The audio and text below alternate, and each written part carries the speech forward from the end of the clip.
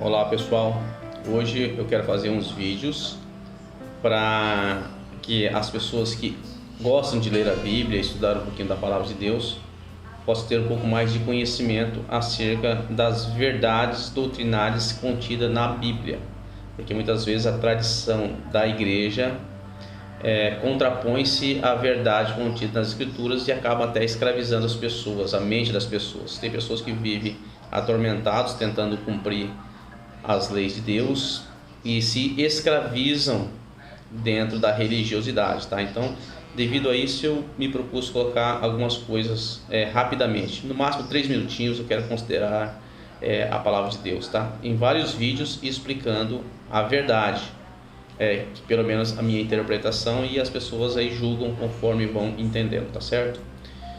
Então, uma das coisas a lei durou até João.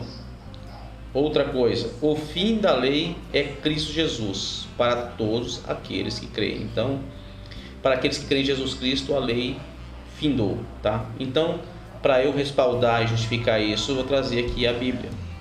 No capítulo 15 do Atos dos Apóstolos, há essa confirmação. Então, Paulo estava chateado que algumas pessoas estavam tentando colocar a lei na igreja, a lei de Moisés. Então, Paulo vai até Jerusalém para conversar com Pedro, com Tiago e com João, que eram os líderes, acerca dessas pessoas que estavam deturpando o que Paulo ensinava, tá? Então, dentro dessa reunião, chegaram-se a um consenso. Então, Pedro, Tiago e João, em conversa com Paulo, Barnabé e outros irmãos que vieram de Antioquia, aqui no versículo 24, diz assim, porquanto ouvimos que alguns que saíram dentre nós, isso Tiago, Pedro e João falando, que eram os líderes da igreja em Jerusalém, dos judeus.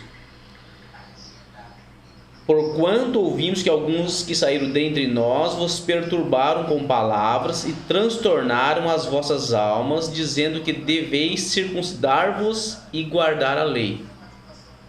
Não lhes tendo nós dado o mandamento. Então Pedro dizendo assim, nós não mandamos ninguém ir lá onde Paulo prega a fé e a graça para pregar que eles devem guardar a lei.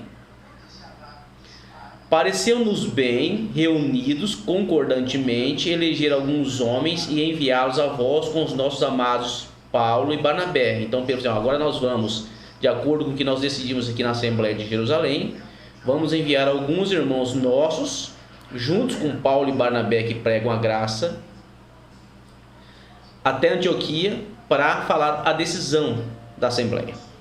Enviamos, portanto, Judas e Silas, os quais por palavras vos anunciarão também as mesmas coisas. Na verdade, pareceu bem ao Espírito Santo e a nós não vos impor mais encargo algum. O que esses encargos? Encargos as leis de Moisés, não pôr lei de Moisés nas costas dos irmãos da igreja, senão essas coisas necessárias. Então o que Paulo e Barnabé, junto com Pedro, Tiago, João e mais os anciãos ali de Jerusalém chegaram a determinar? Então, não precisa guardar a lei. Agora nós achamos necessário que vocês abstenham das coisas sacrificadas aos ídolos, do sangue e da carne sufocada e da fornicação, das quais coisas bem fazeis se vos guardares.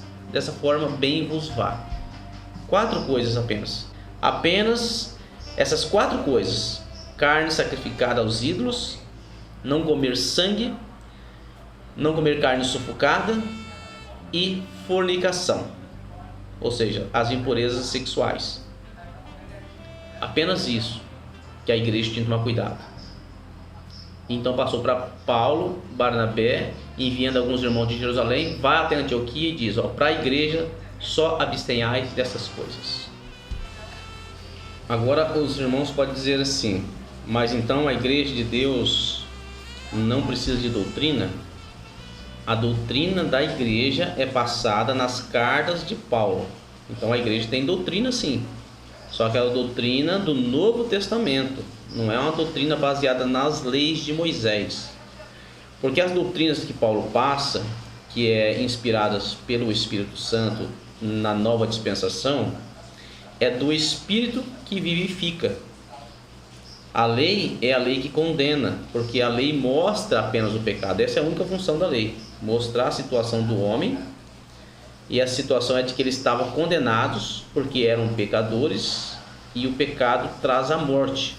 É por isso que a letra mata, ou seja, a letra da lei que condena e mata. Mas aqueles que estão em Cristo Jesus estão debaixo do Espírito vivificante. É o Espírito que salva, o Espírito que reconcilia nós com Deus.